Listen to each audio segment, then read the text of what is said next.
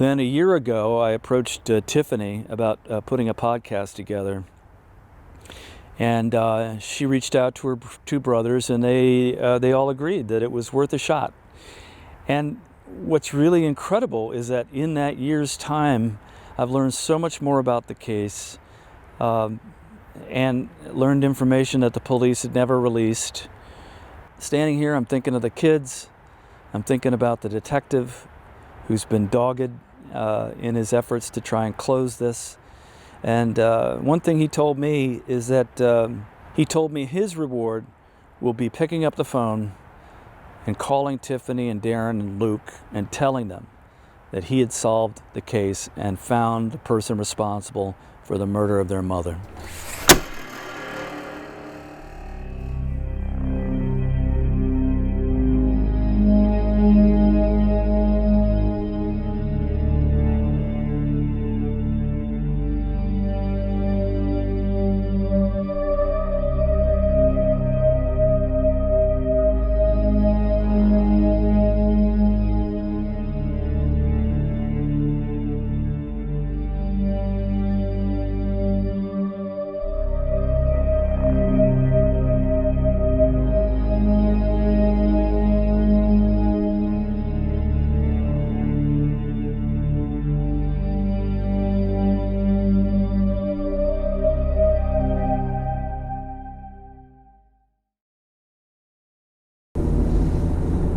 So I'm traveling the route that the Prince George's County Police would have traveled the night that they got the alert that there had been a murder inside Prince George's Hospital. I'm on Route 202 heading westbound, and it would be a direct shot basically almost to get to the hospital.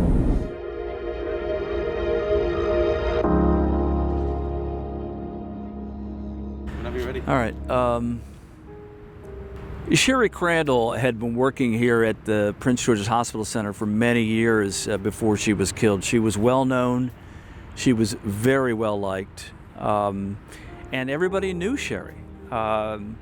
She had a personality that was, she was described by her daughter as having a sparkling personality, really outgoing. She also had a special laugh that you could hear her laugh all the way down the hall. If something was funny or something was good that she heard about, you could hear Sherry laugh and you knew it was good.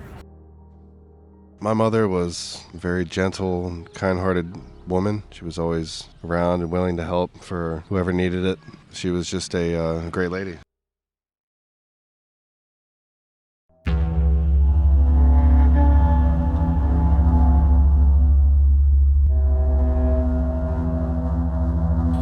So that night, January 13th, 1998, there was a huge rollout of detectives from all across the county who were called in to help because it was so unusual to have a nurse and administrator, anybody, killed inside the hospital and in such a vicious manner.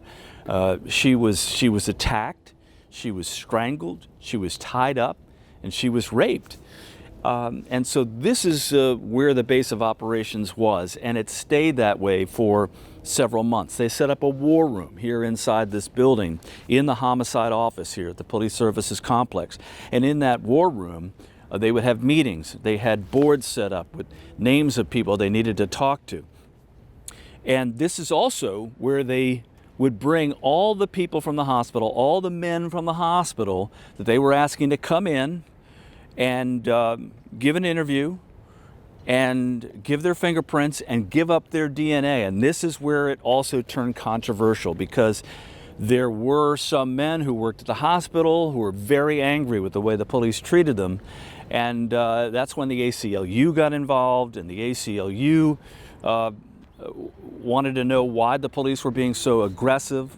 But as you listen to the podcast, you'll hear that the police say they weren't that aggressive and that they were just asking men who worked at the hospital that night to come in and give them interviews, give them fingerprints, give them DNA to try and eliminate people so they could try and solve the case, because the police had a lot of evidence in this case. They had a fingerprint that they got from one of the cords that was used to bind Sherry. They have DNA from a rape kit, and they have a witness. Here we are, 23 years later, and I'm standing outside this police headquarters, and there's still no one under arrest. I love the inscription on the bottom. Her ways are ways of pleasantness, and all her paths are peace. And from everything I know about Sherry, that's it in a saying right there. Sherry's 3 children have been just wonderful in helping me put this podcast together. They've given me photographs and letters. They've given me interviews. They've encouraged me with this podcast. And it's going to be a documentary, an audio documentary that times out almost at 3 hours about Sherry, the people she worked with, the investigation, and then where the investigation is now. And now there is some promise in Sherry Crandell's case, and the police are working on some leads that they have now with the genealogy, and there's some hope, just some hope, that perhaps they may be able to find who they're looking for. I can't give it up. It's mine, and you know, I hope that it closes before I actually leave this department.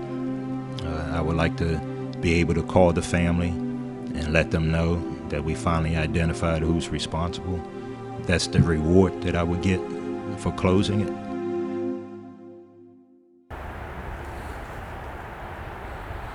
Are you a Catholic? I am not. I am, so I'm going to say a little prayer for her. Absolutely.